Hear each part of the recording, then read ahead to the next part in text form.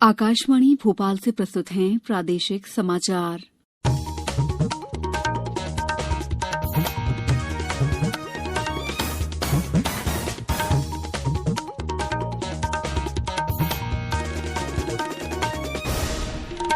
नमस्कार, समाचारों के साथ मैं दीपा सिंह। पहली 1 अप्रैल देश भर में 18 साल से अधिक आयु वर्ग के लिए सरकारी केंद्रों में निःशुल्क कोविड टीकाकरण अभियान जारी है। युवाओं से आग्रह है कि टीका जरूर लगवाएं और अन्य लोगों को भी इसके लिए प्रोत्साहित करें। जब तक आवश्यक न हो, घर से बाहर न निकलें और सुरक्षा के 3 सरल उपायों का पालन करें। मास्क लगाएं, 2 गज की सुरक्षित दूरी बनाए रखें, हाथ और चेहरा साफ रखें। कोविड संबंधी जानकारी और मार्गदर्शन के लिए राष्ट्रीय हेल्पलाइन नंबर 01123978046 और 1075 पर संपर्क करें। सबसे पहले मुख्य समाचार। प्रधानमंत्री नरेंद्र मोदी कल प्रदेश के स्वामित्व योजना के 1,71,000 लाभार्थियों को ई संपत्ति कार्ड वितरित करेंगे। कोरोना में माता पिता को खोने वाले बच्चों के लिए शुरू हुआ समर्पण कार्यक्रम। शुरुआत विदिशा रायसेन और सीहोर से। कृषि विश्वविद्यालय जबलपुर के वैज्ञानिकों ने तैयार की बीमारी से खुद लड़ने वाली चने की प्रजाति। और खरगोन के ऐश्वर्य प्रताप सिंह तोमर ने विश्व रिकॉर्ड बनाते हुए जूनियर विश्व निशानेबाजी में जीता स्वर्ण पदक। अब समाचार विस्तार से। प्रधानमंत्री नरेंद्र मोदी कल दोपहर 12:30 बजे प्रदेश में वीडियो कॉन्फ्रेंस के जरिए सीहोर, हरदा और डिंडौरी के स्वामित्व योजना के लाभार्थियों के साथ संवाद करेंगे। स्वामित्व पंचायती राज मंत्रालय की एक ऐसी योजना है जिसका उद्देश्य ग्रामीण क्षेत्रों के निवासियों को संपत्ति के अधिकार प्रदान करना है। इस योजना से शहरी क्षेत्रों की तरह ऋण और अन्य वित्तीय लाभ लेने के ग्रामीण वित्त संबंधी कागजात के रूप में संपत्ति का उपयोग कर सकेंगे।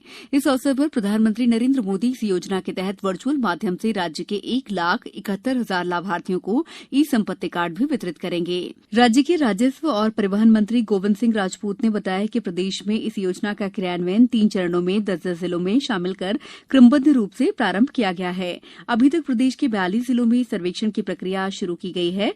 24 ड्रोन 24 जिलों में कार्य कर रहे हैं। इनमें से 6,500 गांवों में ड्रोन कार्य पूरे कर चुके हैं। राष्ट्रीय बाल संरक्षण आयोग द्वारा बच्चों के लिए समर्पण कार्यक्रम की शुरुआत की गई है। इसमें ऐसे बच्चों की वित्तीय सहायता की जाएगी जिन्होंने कोरोना महामारी के कारण अपने माता पिता में से किसी एक को या दोनों को खो दिया है। इनमें निजी क्षेत्र को भी जोड़ा गया है। आयोग के अध्यक्ष प्रियंक कानूनगो ने बताया कि बच्चों के लिए समर्पण कार्यक्रम की शुरुआत 3 जिलों विदिशा, रायसेन और सीहोर से की गई है। भविष्य में इसका विस्तार किया जाएगा।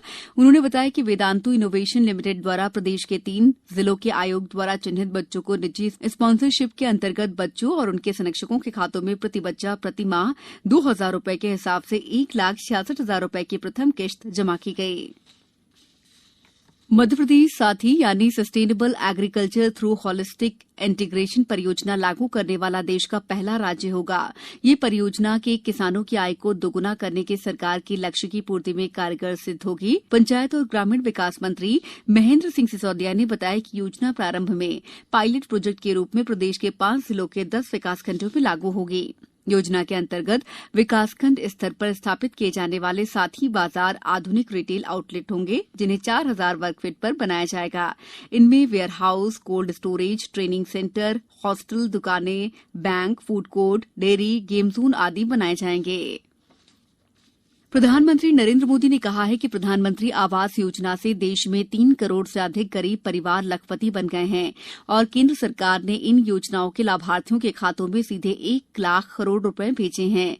प्रधानमंत्री ने आजादी का अमृत महोत्सव समारोह के अंतर्गत लखनऊ के इंदिरा गांधी प्रतिष्ठान में आयोजित 3 दिन के नए शहरी भारत शहरी परिदृश्य में बदलाव विषय पर आयोजित सम्मेलन प्रदर्शनी का उद्घाटन करते हुए कहा कि प्रधानमंत्री शहरी आवास योजना के तहत 80% से अधिक महिलाओं को मालिकाना हक मिला है। प्रधानमंत्री ने वर्चुअल माध्यम से प्रधानमंत्री शहरी आवास योजना के तहत आवास प्राप्त करने वाले 75 जिलों के 75,000 लाभार्थियों को मकानों की चाबियां सौंपी।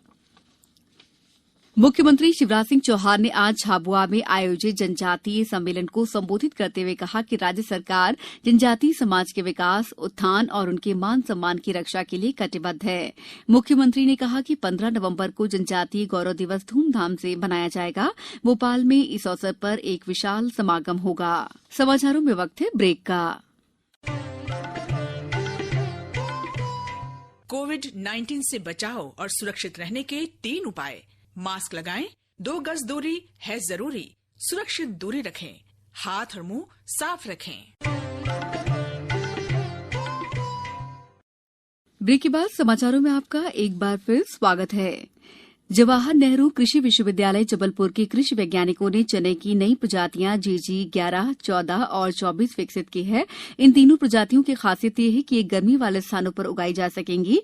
इनके पौधे 60 सेंटीमीटर तक लंबे होते हैं। इसे गेहूं की तरह हार्वेस्टर से काटा जा सकेगा। कल पितृमोक्ष अमावस्या है। इस अमावस्या को सर्वपित्र अमावस्या भी कहते हैं, क्योंकि इस दिन सभी पितरों का तर्पण श्राद्ध किया जा सकता है। कोरोना संक्रमण के चलते होशंगाबाद में सेठानी घाट सहित शहर के सभी घाटों पर स्नान प्रतिबंध रहेगा। इधर आवली घाट नर्मदा पुल पर 36 घंटे के लिए यातायात बंद रहेगा। यहां आज शाम से गुरुवार सुबह तक सभी प्रकार के वाहनों के निकलने पर प्रतिबंध लगाया गया है। शहडोल जिले के 80 शासकीय स्कूलों में लगभग 1.5 करोड़ की लागत से सोलर पैनल लगाए गए हैं। इनमें से 2 पैनलों ने काम करना शुरू कर दिया है। इसका उद्देश्य बिजली के बिल शून्य करना है।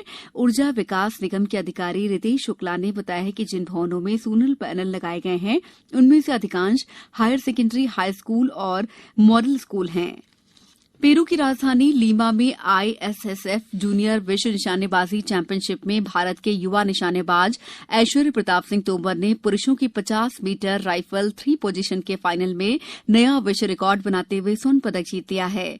तोमर ने फाइनल में जूनियर विश्व रिकॉर्ड तोड़ते हुए 463.4 अंक जुटाए। खरगोन जिले के रतनपुर गांव के निवासी ऐश्वर्य प्रताप सिंह तोमर मध्यप्रदेश शूटिंग अकादमी से जुड़े हैं। अब कुछ समाचार संक्षेप में। खंडवा लोकसभा उपनिर्वाचन के लिए ईवीएम और वीवीपैट मशीनों के प्रथम रेंडमाइजेशन का कार्य आज कलेक्ट्रेट सभाकक्ष में किया गया। इस दौरान विभिन्न राजनीतिक दलों के प्रतिनिधि भी मौजूद थे। छिंदवाड़ा जिले के जुन्नारदेव में एसडीएम कार्यालय में पदस्थ रीडर को जबलपुर लोकायुक्त पुलिस की टीम ने 20,000 रुपए की रिश्वत लेते हुए रंगे हाथों गिरफ्तार किया है। इंदौर नगर निगम की टीम ने आज गणपति इलाके में जर्जर हो चुके 6 मकानों को तोड़ दिया।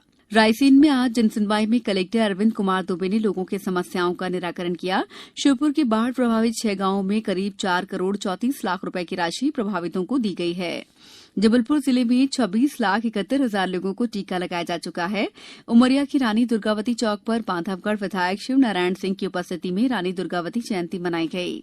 मंदसौर में आजादी का अमृत महोत्सव कार्यक्रम के तहत प्रधान जिला विधिक सेवा प्राधिकरण द्वारा ग्राम धुंधड़का में विधिक साक्षरता शिविर का आयोजन किया गया।